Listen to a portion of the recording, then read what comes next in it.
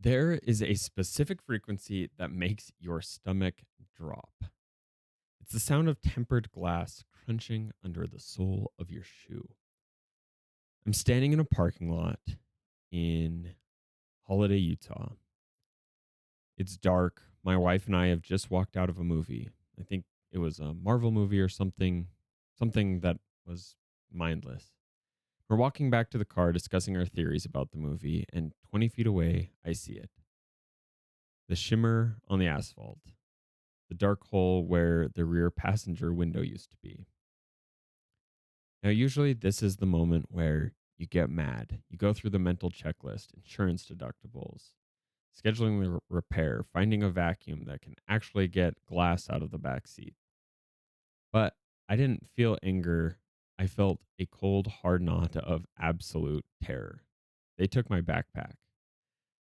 At this point, I was at this point I wasn't using a laptop for school. Everything was on my iPad Pro inside my backpack, which as a college student kind of sucked. And I think the backpack also had some half-finished homework and textbooks, standard college stuff. Except tucked behind the iPad was a manila folder containing a stack of 100 midterm exams for the intro to biology class I was TAing that semester. 100 students, 100 futures, 100 grades that determined if someone kept their scholarship or progressed towards graduation, all gone. I stood there in the parking lot staring at the shattered glass and realized I have to make a very uncomfortable phone call. I had to call the professor and tell the man who trusted me to help him with the instruction of students that because I'm way too trusting, his entire grading curve was compromised. But before I called him, I called my dad because, in the most insult to injury turn of events, I was driving his car that night. I remember talking to my dad about it, and my dad is a practical guy. He loves me. He immediately drove down and helped me search nearby dumpsters in case the burglar had taken the iPad and dumped the rest of the backpack. But when we got back to the car, he looked at me with a mixture of pity and confusion and said, "Jeff, why did you leave the bag in the backseat of your car? You should know better." Even my wife, who was then my girlfriend and is the most supportive person on the planet, followed up with, "Well, yeah, that's what happens when you leave valuables on the back seat." And here's the thing, they were absolutely right. Logically, tactically, they were 100% correct. If you leave the bait in sight, you get bitten. If you trust the world to be safe, the world teaches you a lesson. And that lesson is be cynical, protect your stuff, suspect everyone, trust no one. Because as I've sat with this event over the last few years and as things have gone through COVID, all of these things, I've realized that while that advice is smart, it also can be dangerous. So, to talk more about this, I want to zoom out from my broken car window for a second. I was looking through some old photos of my grandparents' life histories, and there were pictures of my parents growing up. They're out there in the neighborhood riding bikes, no helmets, no cell phones, just rules like come home when the streetlights turn on. And maybe I'm idealizing a little bit, but there was a default assumption of safety. The neighborhood was a web of trust and safety. But if you fast forward to today, that trust has dissolved, and COVID maybe notably had something to do with that, accelerating. But we don't just lock our doors. We have ring cameras that send us notifications if a squirrel runs across the porch. We have Find My on our phones so that we know our kids' locations and our siblings and our parents' locations at all times. We've become obsessed with stranger danger. And one of the icons of this obsession is the white van. You know the one, the windowless white van, the kidnapper van. If a white van drives slowly through a cul-de-sac today, the neighborhood Facebook group or next door group lights up with suspicious vehicle, keep your kids inside. But if you actually look at the data, and if you know me, I can't help but look at the data, the white van is a myth. The vast majority of child abductions are committed by family member or people the child knows. The statistical probability of a stranger in a white van snatching a child off the street is a rounding error from zero. So, why are we so afraid of it? Well, it's because of a principle called the availability heuristic. It's a fancy term for if I see it on a screen, I assume it's happening everywhere. That because information is available to me now, I assume that it is globally applicable. I assume that everyone around me watches the same YouTubers. I assume that everyone around me knows the same famous people. And we live in an era where we have 24/7 access to the worst behavior of the worst 1% of humanity. Turn on the news, open X, scroll TikTok. What gets clicks? Most of the time, it's fear, outrage, or crime. If a kid gets snatched in Florida, I hear about it in Utah 10 minutes later, and my brain doesn't process that as one tragic event in a country of 330 million people. My brain processes that as the world is on fire and I need to make sure I keep my daughter inside. We are drowning in data points that tell us people are bad. So we adapt, we put armor on, we stop making eye contact, we stop trusting. And this brings me back to my car because the smart thing to do is to say, Jeff, never trust anyone. Hide your bag. Everyone is a potential thief. But is that actually the smart way to live, or is it just the scared way? So now I want to talk about the cost of this cynicism. And I don't mean the cost of a replacement window and iPad, although that is a cost. I mean the transaction cost. When I was in business school, we talked a lot about this. Transaction costs are the expenses incurred to make an economic exchange. If I trust you and you trust me, we can do a deal on a handshake. Transaction cost is zero. The speed is super fast. But if I don't trust you, I need a lawyer. You need a lawyer. We need a contract. We need escrow. We need insurance.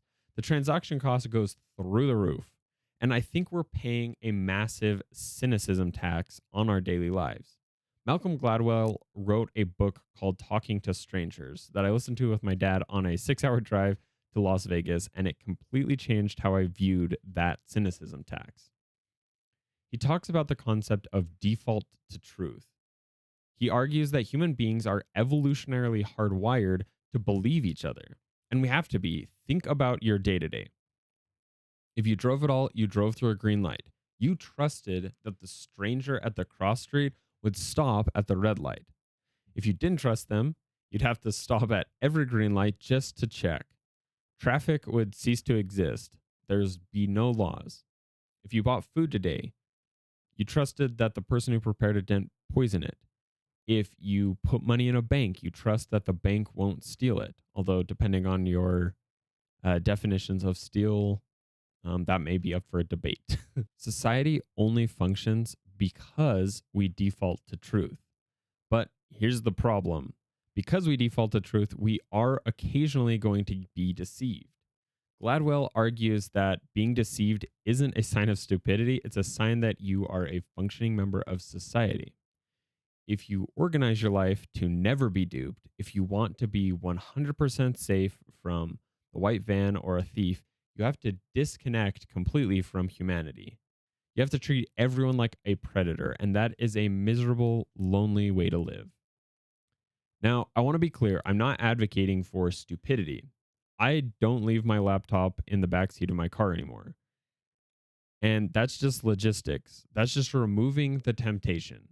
But I refuse to let that robbery change my heart. I see people my age, people in their 20s and 30s, who are becoming hardened. They've been burned by a boss or an ex or a business deal, and they decide that's it. I'm looking out for number one. They approach every interaction with a shield up, and I get it. It totally feels safer. But I still choose to be the guy who trusts too much. I still choose to assume the business partner is honest until proven otherwise. I still choose to say hi to people in the grocery store and talk with other humans, have that human interaction, not avoid people like we're living in a war zone in communist Russia. Trusting others is a little bit like cheering for the Cleveland Browns. Does it mean I'm probably going to get hurt at some point? Yes. But do I believe anyways? Yes. Because the joy of connection, the joy of community, the joy of hope, all those things that come from being a fan and being a human, those are the things that are worth the occasional heartbreak. All right. So Enough philosophy, and sorry this episode ends up being a little bit philosophical. We'll find our groove eventually, but you're probably wondering at this point what happened to those tests. Did the police find them? Did we track down the thief? No. Somewhere in Salt Lake City, a thief opened a backpack hoping for a MacBook and found 400 pages of college midterms. Hopefully, they learned something about mitosis while they were pawning my iPad. So, Monday morning comes and I have to walk into that classroom. I am sweating. I'm preparing to be the most hated man on the University of Utah campus. Mercifully, my professor allowed me to remain anonymous. He got up to start class and says, "Guys, over the weekend, one of our TAs had their car broken into. They stole his backpack and your midterms were in there and now they are gone." And the room goes dead silent. You could hear a pin drop. And then, unbeknownst to me, he says, "Because of this incident, we are offering two options. Option A, you can retake the test next week. Or option B, we'll just drop this test score from your final grades. Everyone will get to drop their lowest test score whether or not they take this test." And suddenly, the energy in the room shifted. I saw the faces of the students who knew they had failed that midterm, and relief was washing over them. Suddenly, that TA he mentioned wasn't a villain. That TA was like Robin Hood. I had accidentally liberated all of these students from the worst test score of the semester. And for the rest of the semester, I heard students constantly whispering about how to maximize this great opportunity. I sort of felt like a hero. However, there is always balance in the universe, and while the students loved me, the other TAs hated my guts. Because the next day, the biology department sent out a memo to all the TAs. Due to recent events, that's me, I'm recent events, no tests are allowed to leave the building. All grading must be done in the secure administrative office. No check in the test, then check them out during office hours, no exceptions. So because I wanted to go to the movies and I was an idiot, all of the other TAs were now stuck grading the tests on campus during business hours. But looking back, that story is a perfect microcosm of what we've been talking about. It was messy, it was inconvenient, it was a disaster, but it wasn't the end of the world. We recovered, the students survived, the TAs survived too eventually. Life is messy. People will let you down. Windows will get broken. But if you let the fear of the broken windows stop you from going to the movie, if you let the fear of the thief stop you from carrying the bag, then you've lost something much more valuable than an iPad. All right, let's wrap this up with the note from later.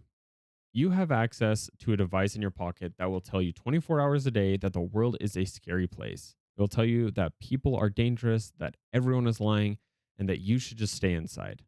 And there will be times in your life when you trust someone, a friend, a boyfriend or girlfriend, a business partner, and they will betray that trust. When that happens, there will be smart people all around you who will tell you to put your walls up. They'll tell you to never let it happen again. And I'm telling you to ignore them. Don't be naive. Lock your car, put your bag in the trunk, be smart, but push yourself to believe in people because cynicism is like wearing heavy armor all the time. Sure, it protects you from those who are trying to hurt you, but it also stops you from letting in anyone who's cheering for your success. And in my experience, most people you come into contact with are either cheering you on or don't really care. We need people who are willing to trust. We need people who will, as Malcolm Gladwell put it, default to truth. The tax on trust is that occasionally you'll look foolish, but the tax on cynicism is that you will end up angry, sad, and alone. In my experience, it's better to be occasionally deceived than to be permanently suspicious. If you got value from this podcast, I would love it if you would leave a review and subscribe. We're on anywhere you'll listen to podcasts, and on YouTube you can see the video. I'm Jeff Lunt and look forward to seeing you in the next one.